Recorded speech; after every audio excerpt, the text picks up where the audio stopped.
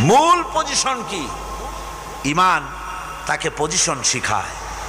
ঈমানের প্রথম উপকারিতা যেটা, সেটা হলো তার মধ্যে আত্মসম্ভ্রম, শখসিয়ত, পার্সোনালিটি সৃষ্টি করে দেয়, আত্মমর্যাদার উন্মেষ ঘটিয়ে দেয়। আল্লাহর প্রতি ঈমান মানুষকে দীনতা থেকে, হীনতা থেকে, নীচতা থেকে উদ্ধার করে মর্যাদার উচ্চ শিখরে আরোহণ করিয়ে দেয়। সে অন্যের নিকটে হাত পাতত, সে গাছের সামনে মাথা নত করত, সে পাথরের সামনে মাথা নত করত, সাপকে ভয় পেত, সাপকে পূজা করত।